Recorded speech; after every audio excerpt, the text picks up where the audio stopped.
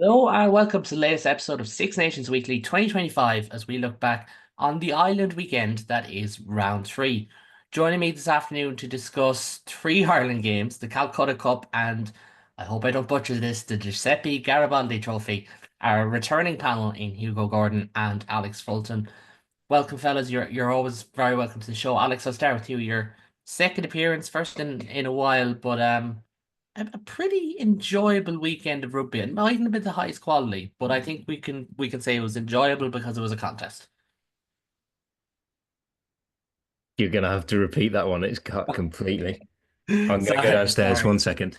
We're having Wi-Fi issues. I'll just start things off with Ireland and Wales because Hugo, I want to speed through this one. Ireland limped to a kind of tepid victory in certain ways. I don't want to sound too harsh straight off the bat. We will be relatively positive, especially with yourself.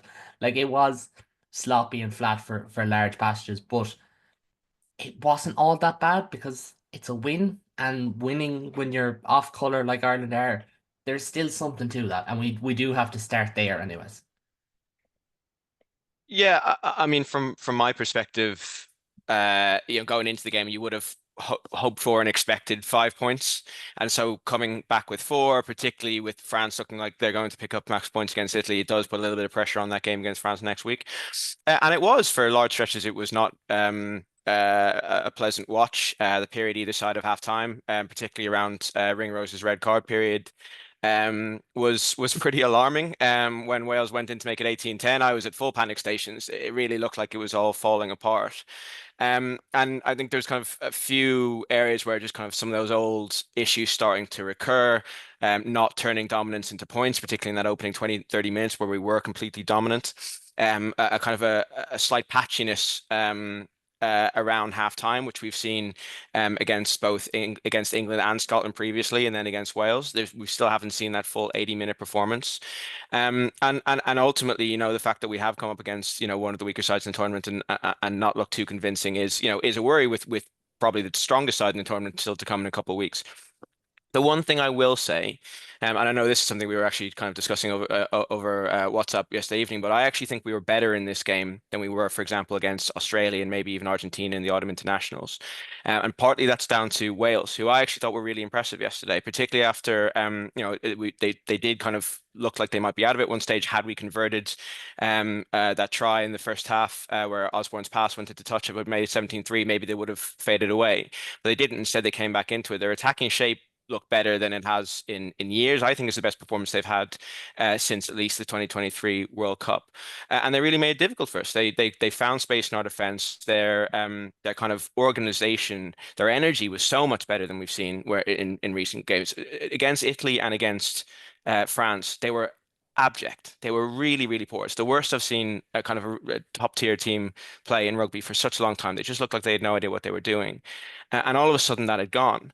They're still not the strongest team around, and I think that showed in the end result, but they really put it up to us. And I actually think a lot of the reason why Ireland didn't deliver was because Wales played genuinely well at times. And I think in kind of examining Irish weaknesses, it's important not to kind of forget how good Wales were at points. Um, Yeah. the other kind of positive I would take is that outside of that red card period, it actually did finish 24-6. We managed defensively fairly well when we had the same number of men on the field as Wales did. And I thought that last 20 minutes where when we were under a lot of pressure, we slowed the game down. We kind of changed the game we were playing. We started playing knockout cup rugby, managed the game well, took our points, and actually really took the sting out of that Welsh play. And from about 10, 15 minutes to go, it really did look like we were ever going to lose it. The final margin probably a little bit unfair in Wales, but there is something to be said for that. So no, not a convincing performance by any stretch of the imagination. We'll need to improve a lot, but I wouldn't say an entirely negative one either. Yeah. And look, that's it. Like I'm not going to people might accuse me of being negative. They might accuse you of being too positive. That's just the nature of when we do these things.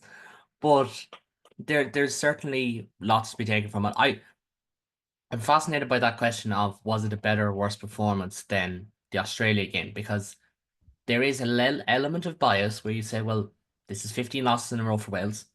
Australia, we're coming off of, okay, they got hammered by Scotland, but they've beaten England. And so there is that element of, maybe we're getting it wrong kind of thing.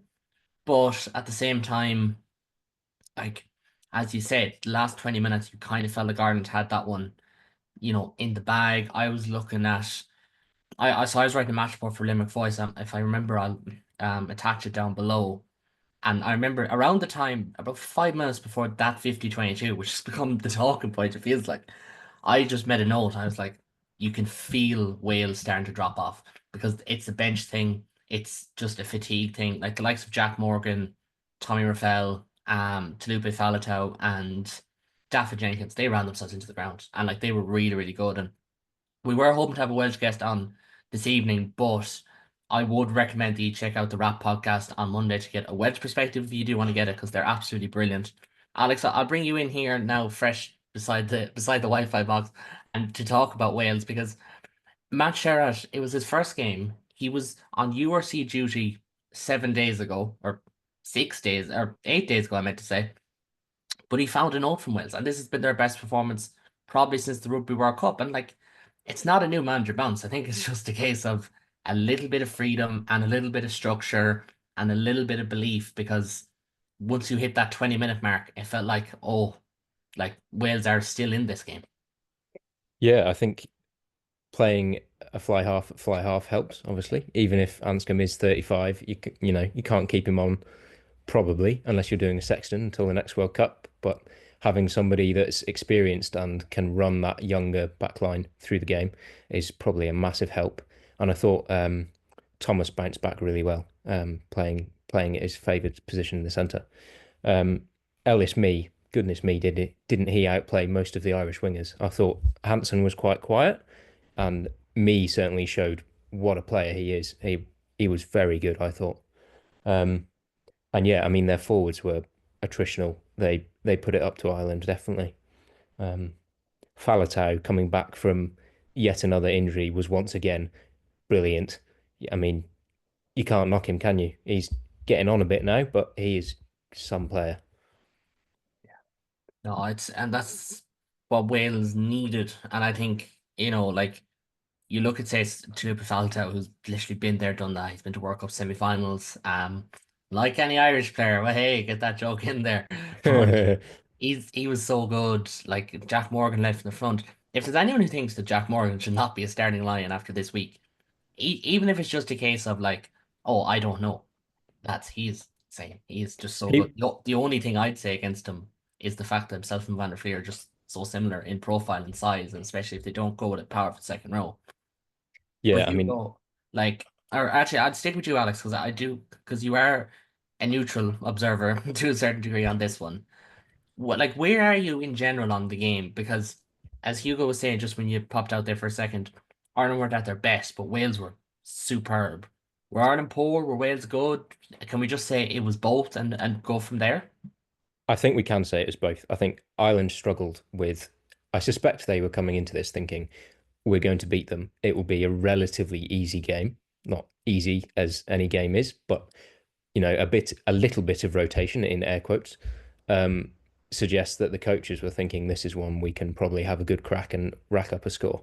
And whether that sort of the Welsh ferocity in defence was impressive, and I suspect it probably rocked the Irish players mentally. Um, I noticed at one point there was a penalty, I think, or a scrum, and everybody just looked to Amani, and you can see why he's included for his leadership. Um, but yeah, I mean Wales improved massively, and I think it just knocked Ireland off their stride. So a good bit of both, definitely there. No, and that's the thing. Like as I kind of said, I'd probably be deemed as one of the more critical on this. I don't think Ireland were great. I think the context of Wales, their previous performance has to be taken into account, but they were also superb. And I think like Hugo, we can talk about how good were Ireland, how good were Wales, but from an individual performance standpoint, just to give them their dues, like Ellis Mee, who we mentioned, Tom Rogers as well in that back three, Max Llewellyn. I actually thought the two halfbacks had tidy games, maybe not the most explosive, the most flash, very, very tidy games. Morgan, Rafael, Faletau, Rowlands, Jenkins, and Nicky Smith. You could argue all of them outplayed their opposite man. And look, it wasn't enough, but that's all you could ask for from Wales this week, wasn't it? That just older guys and a couple of young guys too stand up, perform, and get that crowd behind them again, get that belief again that seems to have been lost. Yeah, and I think that point around belief is really important. Yesterday evening, I went out and met up with some friends, including some Welsh friends of mine, and kind of one of the things they said was, they haven't been that happy coming out of defeat in quite a long time. Um, there was a real energy about the way Wales played. As you say, there were some really kind of big individual standouts. But what it was the first time in a long time where Wales have kind of come up against a good team and given a good account of themselves. I mean, they may have lost, and ultimately, and I do think they were, it's a little bit harsh in that they didn't pick up a losing bonus point with that their performance merited. Um, but they kind of went up against one of the best teams in the world, and they made it really difficult for Ireland. It was a game that was not won until the kind of the final quarter. And the scoreline, as I said, probably not really reflective of how much Wales were really in it. I think there's a huge amount they can take from this. I think they look a team transformed. I thought they were orders of magnitude better than they'd been in previous weeks. They've got a kind of tough game up next away to Scotland, albeit Scotland not looking in brilliant form. But if I was England, I would be looking at that game in Cardiff on the final day now and suddenly thinking this might not be as easy a game as we thought it was. If I'm Welsh, I'm really targeting that game as here's our chance to win a game in the Six Nations for the first time in 2 years. That's it. And like it mightn't come to pass, it might come to pass, but we don't know. And Alex, like we'll kind of focus on Ireland more in a minute. Like we're going to do a little bit more Ireland chat this week, just as a count of only having two guests. But it was definitely a step in the right direction. And like that England game, I think is a great one to mention, Hugo, because they'll have a week before it in which that they will play. Insofar as, they'll have the round four clash with Scotland before they play England the following week. They you know what you're going to get from England. Do you know what I mean? You know what you're going like. They're not like Ireland. They don't have as many layers to them. So all of this feels like a massive positive for the Welsh. I feel like, Alex. Yeah, I mean, you've got a week off now, haven't we? And then two more rounds. And I think that time off, I'm sure Matt Sherratt will use it to great effect to further improve their standards and sort of further embed his ideas and structures. I mean, you noticed, or I noticed anyway, not that I'm very good at this, but who cares? Um, a a massive improvement in their pod alignment and setting up their forwards in phase play. It wasn't just one out runners. There was shape and just a lot more fluidity. And with another 2 weeks, including a game before they go to England, they can definitely have a right rattle off them. Thing. And like you look at the stats here, and I planned on pulling it up anyways, but like no one would have believed you if you said that Wales would have more carries, more line breaks, territory granted basically 50-50, more possession, better set piece, better post contact meters, although with subsequently more carries, to be fair. I don't know what the average is on that one. The only thing that they were seemed to be kind of worse than Ireland at was discipline. And that was 12-11. And like that ties into it, Hugo. Like they played at their very best, but to focus on Ireland for a moment, Ireland weren't at their very best. As I said, set piece was shaky. We could start there if you want. Or just the fact that after around that 20-30th minute mark that you mentioned it just there at the top of the show, started to get hasty. And it felt like Ireland had their cage rattled that you could call it complacency, but I think it's more of a thing of they just did not expect what they got from Wales. And a lot of these players, as silly as it may seem, have never played in Cardiff when it's on that kind of level. Because the only time that Ireland lost there in this era was during COVID. So like it did feel like that started to just get on Ireland's back in that kind of second quarter, give or speak. Yeah, I mean, you mentioned the scrum, and obviously, particularly in that first half, it was pretty ugly. We gave away penalties in the first three scrums of the game, 1-1, and then immediately gave away another one. We did improve a little bit in the second half, but that first half in particular was a bit of a lesson for Thomas Clarkson, who has been impressive for Ireland. Actually, has kind of made the step up quite well, but it was a demonstration that actually there's still a ways to go there. The line out was still not great, albeit probably a little bit better than it's been at its worst over the last year or two for Ireland. But we did. I think there was a moment where, and I mentioned earlier, kind of Osborne had a chance to put Ringrose away. I think combination, not a great pass from Osborne, and maybe not a great line from Ringrose, and the ball went into touch. But that could have been the game really there. We would have gone 17-3 up. At that stage, I do think had we gotten that, the nature of momentum being what it was, I think we might well have run away with it. But we didn't. Wales went back down the other end, scored a penalty, and from this point on, yeah, kind of from around 30 minutes to about 50 minutes. Ireland's decision making goes to pieces, and actually we saw this a lot during the autumn internationals, kind of against Argentina. The first 10 minutes of the second half or so, we just looked really panicked then, making really poor decisions, and we start to see that again a little bit. Players, and not just the young ones, kind of smart players making decisions that I don't think you'd normally see them make. There was a point where Jameson Gibson-Park, who I otherwise thought was one of the best players on the pitch for Ireland, took a tap penalty that we really didn't need to take, and it kind of worked out a little bit anyway. But actually, it was not the right thing to do. Just felt like defensively we were struggling to keep our shape. Felt like we were struggling to kind of make the most of our possession in their 22 when we had it, and we did absolutely look rattled. I was very worried at about the 50-minute mark that things could actually start getting pretty ugly. I think I mentioned that, we did kind of slow the game down. We did start to control a little bit better. I think Gibson Park, some of his exit kicking was brilliant, as was Lowe and Osborne's. And I do think it was partly, I think, that bench coming in and making an impact. Bundy Aki off the bench in particular had just an incredible game. But I do think that there was a bit of a mentality mindset shift. I think we'd gone in, as you say, I think expecting, while they'll never say it, I think we'd gone in expecting a comfortable win. From about 50 minutes onwards, we started playing knockout rugby, and we started taking the points where they came. We started kind of being careful, slow, cautious, and we ended up seeing the game out that way. But I think it is testament to how this game had gone very differently to what we were expecting. That what had been a game that we'd probably eyed up as, okay, we pick up 5 points here and then we go on. Actually, we end up having to play it like it was a close knockout game, which essentially it had become. Yeah, that's exactly it. And I think, to their credit, Gibson Park in particular and Prendergast looked like the switch had been turned, and they knew they were in a cup rugby situation. Jameson Gibson Park had 10 kicks the first 2 games, if I remember correctly. So I don't have the notes in front of me. I think he had 13 today or yesterday. So it very much changed.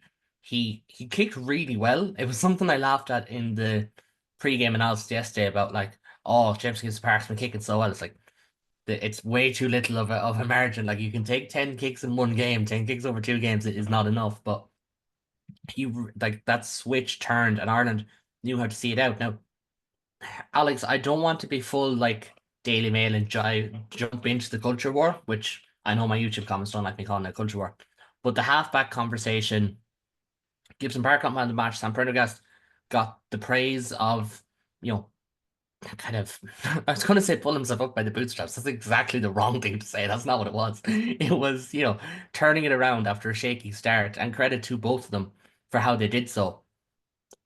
Not their best 80-minute performance, but if you're going to say that, you have to give them the credit for the last 25, where, to their credit, they were very, very good.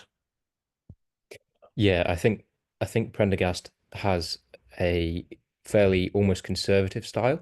He likes to facilitate and stand a little bit deeper and let the other players do their thing.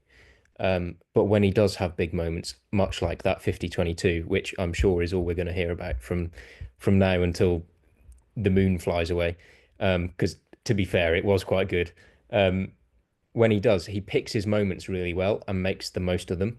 He doesn't always do it all game, but when he does it really well. And I was very impressed with his mentality of making sure he just kept ticking along and making his choices when he could, and letting Gibson Park, the more experienced player, do the majority of the decision making, because he's a bit more of a momentum flow kind of vibes player.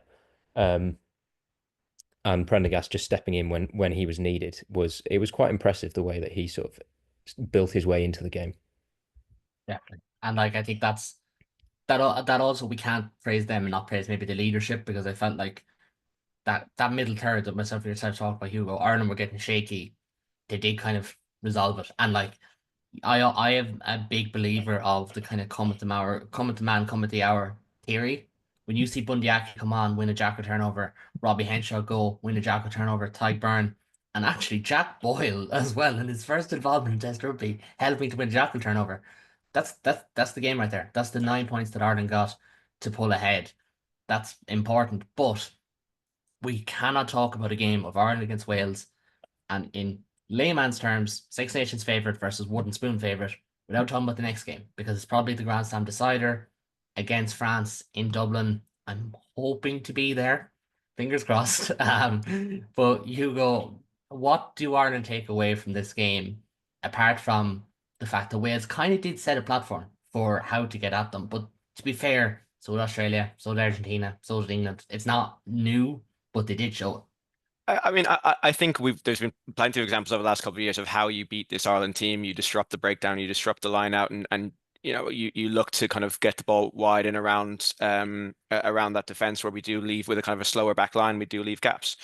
Um, I think this was probably a helpful wake up call in a sense.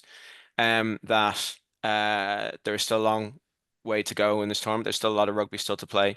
We're going to have to be much better than France. It essentially puts the pressure back on us to beat France. Had we come away with 5 points from this game, we might have been able to lose next week, at least a kind of a tight loss, and still have a decent chance of winning the title. France are, as we speak, busy putting Italy to the sword. They will have a much better points difference than us. They will only be 3 points back from us in terms of actual points on the table. And so we essentially have to win that game. It provides some clarity, I guess. I certainly don't think, Ireland will be at home. We are still a very strong team. I think that will be a really close game. It's certainly a very winnable game for Ireland, but there are absolutely things they're going to have to improve. The set piece is still a bit of a worry.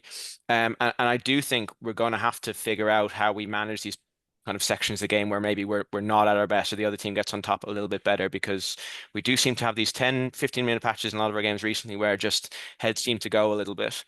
You can kind of get away with that against, a Wales maybe, or Australia and Argentina, who are, while improving, they're still maybe not quite there, or a Scotland team who had an off day. We will not get away with it against France and some of the best players in the world. So it kind of it puts some pressure back on us. But equally, it gives us time to work on some of those problems and hopefully have them fixed by the time France come to Dublin. Yeah, that's it. And I think Ireland need to use these 2 weeks really valuably.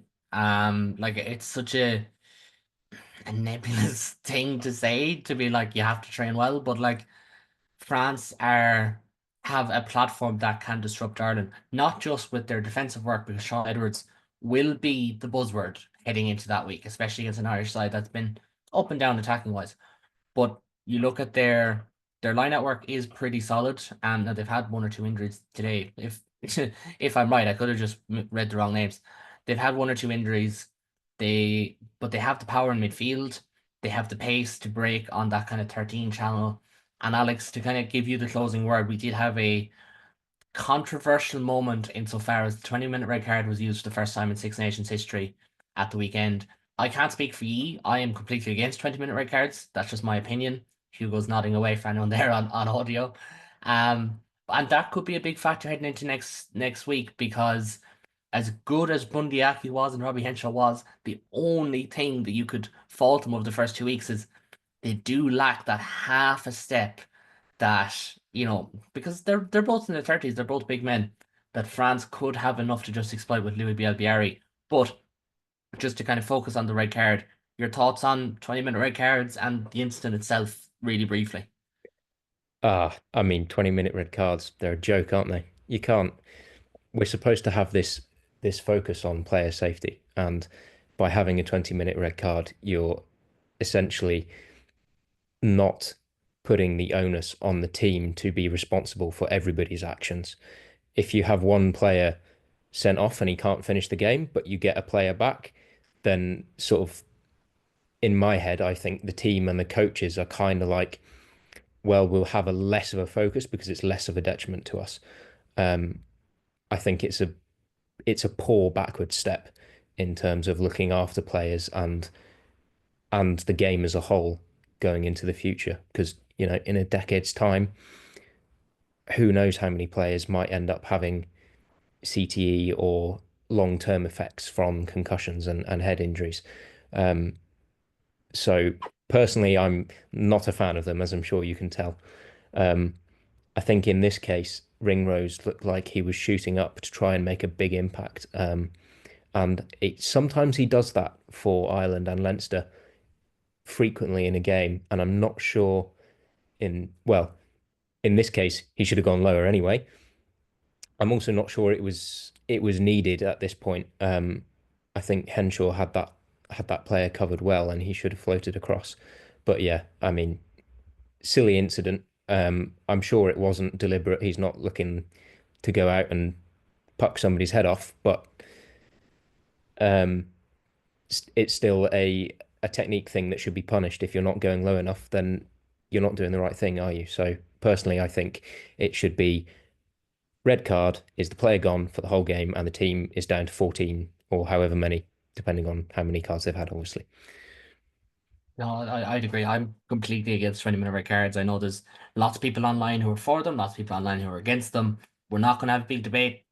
We all disagree. There's not much that can be gained because we do have to move on as well to the Allianz Arena, Twickenham HQ, whatever name you want to give it, because the Calcutta Cup served a non-classic that went down to the dead. The last gasp, one try from made by Stafford McDowell, scored by Duan van der Merwe, look to seal it for Scotland. Instead, England hang on to defeat their arch rival 16-15 and retake the Calcutta Cup for the first time since 2021. Alex, like, a win is a win, and just like Ireland, however imperfect, England, their championship hopes are still alive, even if it meant somehow getting out of jail. Yeah, I think they did quite well ending that voodoo that Scotland seemed to have held over them for a few years. Um, and certainly the last two wins have quietened the English newspapers about Borthwick's future. You can there's seeds of an idea of how they want to play there. I think you can see with more cohesion, which is everybody's favorite buzzword, they could be really, really good and definitely be challenging the top four of world rugby. But you would expect that given their player base. So I'm really looking forward to the next 2 weeks because they've got a good couple of games to prove themselves and make it a close finish across the championship. Yeah, they do. It's there for them, and like I actually hadn't realized till Hugo said it earlier how tight the table is because of not helped by Ireland not getting a bonus point this weekend, and the fact that France are putting up, as I speak, 61 points on Italy. But Hugo, we cannot talk about this game. And yes, Scotland have been that voodoo magic team over England, but they had played about 50 minutes or 15 minutes of rugby, 65 minutes of something. And yet, if not for Finn's off-color boot, which he's usually very good at, anyone who says Finn's not a good kicker is just wrong. He's usually a very good place kicker, but he didn't have it on the day. He went what 0 from 4, and that was all she wrote. Their grasp on the Calcutta Cup is gone. Their chances in the Six Nations are gone. It's just a deflating 2 games for Scotland. Massively so. I mean, I was tearing my hair out watching it. I can't imagine what it would have been like for Scotland fans. Um, they should have won this game. They were the better team for large stretches. They spent a lot of the game camped in England's 22, couldn't get it over the line, couldn't take advantage of those chances. A couple of moments of magic, and actually all three tries were some lovely bits of back play in particular. But it did feel like as the second half wore on in particular, they were just starting to run out of ideas. There was a lengthy passage of play where they essentially just ran sideways, just slowly being pushed back, pushed back, pushed back by the English defence. That 6-2 split did not work for Scotland at all. Their forwards lacked any impact off the bench. They lacked those heavy ball carriers. I think it's a game where they massively missed the likes of Sione Tuipulotu and his ability to not just kind of conduct the midfield, but also to kind of punch holes and make meters after the tackle. Um, but the reality is, for all of that, and for all that England, and to be fair to England, I am not convinced by them as a team in many respects so far. But over the course of this tournament, they've showed a real ability to stay in games, to keep it tight, to kind of limit the damage until they can do some damage of their own. They were not brilliant yesterday by any stretch of the imagination, but they did defend well and they took the chances when they came. I saw kind of a few people say, a bit like a game against France, that Scotland had lost that game, like France lost that game. While I think definitely both teams failed to take chances to win it and would have had they done so, you kind of have to give England some credit for limiting their ability to do that. But there were 1,000 ways Scotland could have won yesterday and didn't. Finn Russell having an awful day off the tee. I don't think he had a bad game in general. I think he had some great moments with ball in hand. I think he actually conducted the attack pretty well. But in a tight game, you need your kicker and you need your kind of your standout figure in the team to really step up and make those moments count. And so it's an immensely frustrating one for Scotland. It's been an immensely frustrating tournament for them, an immensely frustrating few years for them. This is a really good Scotland team. They've got some really good players, and when it all clicks for them, they look brilliant. But just in these big games, I mean, admittedly, this is the first time they failed to get it done against England, but this looks like another tournament that's just set to peter out, and it must be very disappointing from a Scotland perspective. And you hate to make every loss, like in football, a case of, well, manager chat. But there is a sense, I think, growing now that Gregor Townsend has taken Scotland as far as he can. Maybe a conversation needs to be had. Look, it's not my style, but I do understand why people will look at it from that vantage point. Now, I'd love to touch on this game more, but I miss it myself, and we had so much talk about with the Ireland game and other games to come later on with Ireland Day, which we'll do in just a moment. But Alex, a closing word on this one. England still have a championship to fight for. Scotland have to play Wales next before going to Paris on the last day. Where to next, I suppose? Because yeah, it was scrappy. It wasn't the greatest game. It was Cup rugby, and then some Junior Cup rugby more than anything. But like England just have to try and just keep the good times going. Scotland, do they look at that? Can they afford to look at that Wales game and think we'll take a foot off the gas and rotate? Because it's hard to say they can. I think with England, I'll start with them. I think England needs to keep doing what they're doing for the minute in terms of their defense, because they're determined, they're gritty, they don't give up opportunities easily, really. And I think they just need to try and keep building something of their attack and try and further integrate the two Smiths playing fullback and fly half. Try and get them working as a good tandem sort of dual playmaker thing. But we've yet to see Borthwick be able to get a proper handle on that. So we shall see. They've got Italy up next. That could be another sort of sticky game, bit of a banana peel, even if they're getting ripped to pieces by France at the minute. Slightly ironic saying that, but Italy have improved massively, and I think England will be in a battle if they don't click into gear going forwards. As good as they are in defence, you can't just rely on one thing, you know. So yeah, that'll be a good watch. And then Scotland, I think the return of Darcy Graham, if he does make it, I've not heard since his injury against Ireland whether he will. I think that will make a massive difference to them. His strike running ability is incredible. Sorely missed against England, given how England play with kick heavy pressure. So if he can return and Finn can find his kicking boots, I think they can certainly put one over Wales. But again, it kind of depends how well Sherratt does introducing new ideas to the system, as we spoke about earlier. So that could be another banana peel. It feels like every game of this Six Nations has been a good one to watch, especially as a neutral.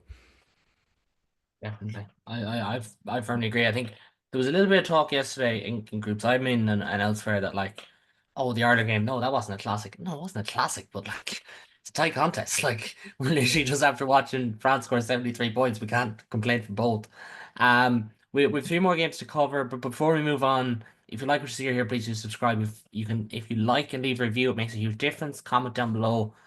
Maybe tell us how you see that Ireland France game going before we get on to that, or your thoughts on 20-minute red cards, whatever it might be. We'll be covering and have covered all 15 senior games, 5 Ireland under 20 games, the Ireland Day game, which we're going to get to now in just a second, in full on this channel, and we will have Ireland's run in the Women's Six Nations to come as well. We're going to touch on Ireland Day, England Day really quickly because I want to get Alex's thoughts before he goes, because that one took place in Bristol today, facing off the first time in nearly 10 years. England running out victorious over an injury hit Ireland. And Hugo, that was the theme of the day. Injuries were the name of the game, where Ireland showed promise, but apologies to Shane Daly if you're listening for poor choice of words, but Ireland were a bit hamstrung in this one by all the different knocks and different things. Yeah, so we had Dermot Barron go off after 6 minutes with a head injury, and that kind of set the tone. It wasn't long before we had Shane Daly go off with what looked like a fairly serious leg injury, as you say, possibly a hamstring. We had Harry Byrne come on for all of about 2 minutes before going off injured himself. And in the second half, we ended up losing Kieran Frawley to a head injury. A lot of attrition, and so early on, and it's frustrating because obviously the kind of the point of these games is as kind of a development tool, but also to kind of give coaches a kind of a look at some players, see what they can do, test out some patterns, see what kind of works, see what doesn't. And these injuries happening so early on really just kind of wrecked the whole setup, and it meant that it kind of I can imagine it was frustrating for coaches because it meant that they didn't really get to see what they were hoping to see. Notably, for example, Fintan Gunn not really getting much time at scrum half because he was having to spend half the game out in the wing. We ended up having Nathan Doak playing a 10, Max Deegan on the wing. That can't have been the plan for what the coaches wanted to see from this game. I think overall, given that it wasn't a bad Ireland performance, it wasn't a great performance. Particularly in the first half, we were really kind of second best. The English pack really kind of getting on top. And line out was a consistent worry, as it has been at seemingly all levels of Irish rugby recently. But some of the defense in the second half, there was four very impressive goal line stands in the second half before England finally kind of got over with Irish energy spent late on. I don't think it was a bad showing all told, given the injuries, given the conditions. Neither was it much to write home about. A few players will have emerged with credit. I thought Shane Bolton was very good. I thought Alex Candellin was very good. I thought Hugh Gavin had some good moments, and I thought Stephen Smith, given that he had to play nearly the full 80, and given that he has barely played a game for Leinster, let alone a kind of an Ireland level, even at an Ireland A level, I thought was a decent showing for him as well. So there was some kind of positives to take, but broadly a bit of a frustrating day all told. Definitely frustrating. I think that's the team that came across from Mike Prendergast. And as someone who's sat across from Mike Prendergast in pressers for the last 2 years, he's not someone who's visibly very frustrated with the media too often. But I think, even just the fact that of the four, I think Ireland had about 5 injuries and four of them were Munster players. Like, surely he must be thinking, "Ow, what sort of monkey paw business is going on over here?" Alex, we said before the game, I had Nathan Johns on the show on Thursday, he was covering this game for the Irish Times. If anyone missed it, must check his match report. And he was very much, it's about the players, it's kind of emerging Ireland vibe. It's about who shows up. So we're going to touch on that. Lots of impressive showings. I know Hugo mentioned like Hugh Gavin, Alex Candela, I thought was excellent. But in terms of players in both green and white, who caught your eye? I think the main one for me was actually Van Portfleet at 9 for England.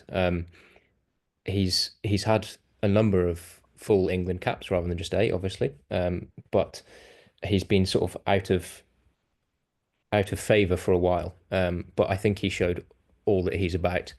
And certainly, if I was Borthwick, I would be taking him for the next 2 games, and certainly at least on the bench, if not starting. Personally, however, that's up to Borthwick, obviously. Also thought that the pair of centres for England, slightly biased because I am wearing a Bath hoodie right now, but Will Butt and Max Ajomo were fairly impressive. I think that in defence they were pretty good reading what was very layered, complex handling from Ireland when they were going forward.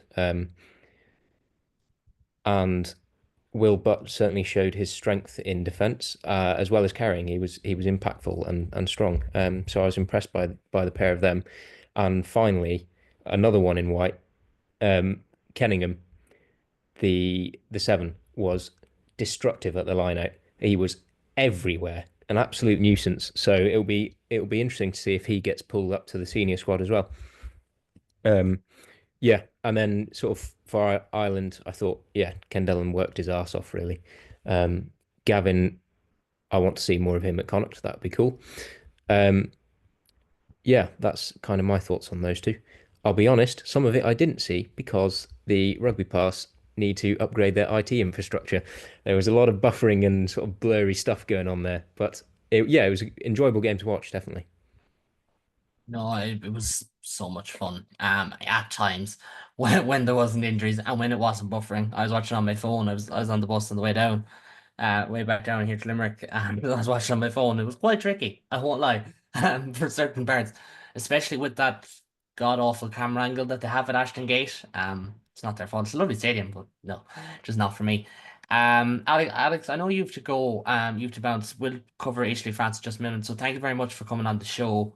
Myself and Hugo will continue. We're going to jump into chat about Italy against France. France running out, for anyone who may have missed it, including ourselves, 73-24 victors. They quite literally ran rampant in Rome. And Hugo, there's just an element of like, when France get a game like this, they're just too lethal. They're like New Zealand. No one else does it better in a very open game like this. I think when France sent blood, that is it. I'm not sure there is a team in the world except maybe New Zealand that when they kind of come up against a weaker side can run up a scoreline against them, quite like France can. Their ability to break the line and then finish off a line break. I mean, I only was able to watch the first half of the game, but once they're through that line, it's almost it. They can score from 50, 60 meters just because they're so hard to stop once they do break through. Um, their attacking ability is really second to none when they hit their straps. I mean, we've seen it, at club level. We've seen it with the likes of Toulouse and Bordeaux running up ludicrous scorelines in the European Cup. We've seen it with France in recent years, famously, running up a score against Twickenham a couple of years ago, obviously hammering Wales. In Paris a few weeks ago, while never really seeming to get out of second gear. And one of the kind of concerns for other teams, particularly Ireland, looking ahead a couple of weeks, is they've put 70 points on Italy today while missing a few key players. No Roman Ntamak, no Miafu in the second row, who's been one of their better players this tournament. So there's a chance they can kind of improve. And actually, defensively, at times they didn't look great today, particularly in that first half. I think if you're looking for weaknesses, there are there. I'm not entirely convinced by their centre pairing, although both centres did have their moments today. But just their conveyor belt of talent, their ability, Leo Barre, who hasn't really been able to get into this French team, but every time he has played for France, he has looked brilliant. He was man of the match against England in Six Nations last year. He was just tearing Italy apart at points today. And that's before you get to the likes of Antoine Dupont or Louis Barre, or, the fact that you can take someone like Damien Penaud out of this team and it doesn't seem to matter at all to France's ability to run at points. But I think there is a question about how well they do when actually a team does put it up against them. We saw that with England. They did kind of look a lot more rattled in that second half against England 2 weeks ago. I think they're kind of when they come up against a team that maybe can defend a little bit more competently than maybe Italy can. I sometimes they don't always look as impressive, but the reality is, they went into this tournament as favorites. They had a bad week against England, but they are a very scary side, and there's a lot for Ireland to focus on. From an Italy perspective, I don't care who you're playing. You cannot be conceding 73 points at home. That's a dreadful result. And I know that France are a good side, and I know that Italy, while improving, still have some, things that need to change. But this is meant to be an improving Italy team, but this is one of the heaviest scorelines that any team has conceded in Six Nations for God knows how long. It's unacceptable. From a team that has genuinely shown that it is on the way up. But I'd say it'll be a difficult dressing room for the Italians after this one, and some serious questions they'll need to ask of themselves. That's the thing. And like, we could focus on Italy for 20 minutes, but I feel like we'd just be having the same conversations that we had after the last World Cup, which that's probably the biggest criticism in and of itself, is it felt like they had parked all this, that they were past all this. But look, here we are again. We will have loads of time. We've got 2 weeks to build up to what could be a Dublin title decider. I literally just tweeted it there while you were talking. I won't lie. Dublin title decider in 2 weeks' time. But France won't get a game like this. This is the thing. It won't be this open against Ireland.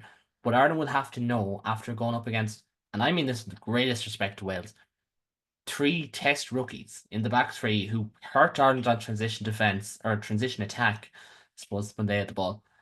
that Ireland will need to be more solid in that area of the field because whether it's Peno or Adesogbe, whether it's Barry or Ramos, and whether it's BLBRE or BLBRE, because it'll probably be him, they can hurt you. And that is probably the big takeaway from Ireland from this game.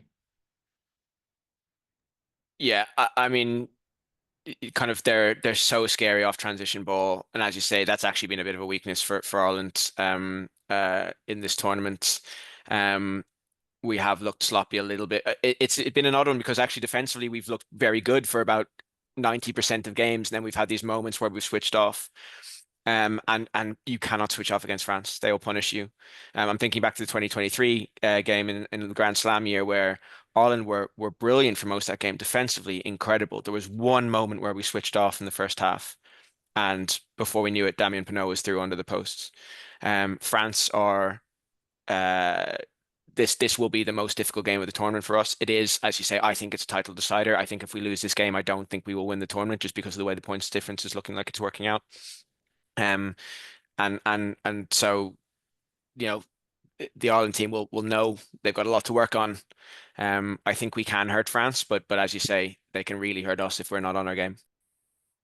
It promises to be an absolute cracker. As I said earlier, I'm hoping to be there and hoping that we get a great game, hoping to get Antoine Dupont doing what he did today. Because if there's anyone who plays fantasy Six Nations, he scored 75 points without the captaincy. So I, not a bad day's work. I regret not captaining him. I made a poor choice there. Yeah, I captain James Lowe. I kind of wish he managed to somehow get that ball down now. I at least captained Ramos, so hopefully I'll have picked up a few. Hugo, we'll finish things off with the under 20s because look, it was almost a summer's evening by Newport standards, but a second loss in 3 games. Credit to Wales, really gnarly defensive performance, over 220 tackles made. Like fair play to them, but it's just a tough loss for Ireland. And I do want to preface this. We did an under 20 Six Nations preview, and we mentioned the fact that there are injuries. Alan Spicer got injured, Alex Usnov got injured. They're also without Luke Murphy. They're also without Niall Smith. That straight away changes your pack. That's probably 5 starters there. But a very disappointing loss because I felt like Ireland just never really looked like scoring at times in this one. Yeah, I mean it has been, we've become so used over the last few years for the Irish under 20s to, we've having won multiple championships in a row, having, been very unlucky to not win the title last year despite finishing undefeated. Um, the good luck was always going to run out sooner or later, and it has run out a little bit this year. It's not going to be our year for the under 20s. It is a shame we have had some injuries. It's what happens at age grade level, and do think it's very important, to not. I saw some, while I haven't seen so much after the Wales game, I saw some pretty strong criticism online of some of these players. It's very, it does need to be remembered. They are still young guys, still very early on in their career. These are development games, and actually that is what really the focus should be on. I think it is disappointing for them losing to England, to an England side who'd won the under 20 World Championships over the summer is one thing. Losing to a Wales side we haven't lost to in quite a few years is another. I think it's a big step forward for Wales, whose under 20 system has been a bit all over the place in recent years. And I think they did defend brilliantly. 220 odd tackles, as you mentioned, often under a huge amount of pressure, and just their ability to kind of keep that going and just not wilt was very impressive. It was kind of hard to begrudge them that win.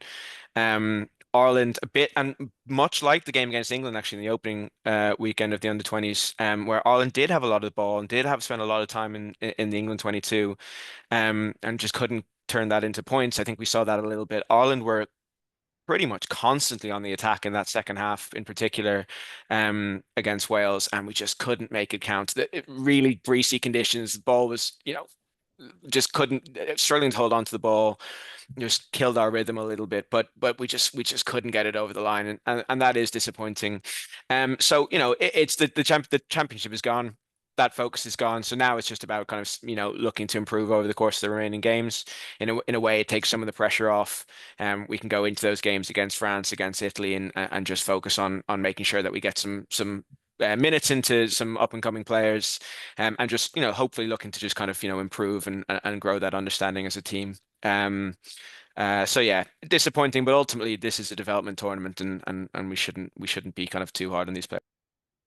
To be honest, that was going to be my last question. Should Ireland kind of shift focus and look at the World Cup? And that's what I think they should do.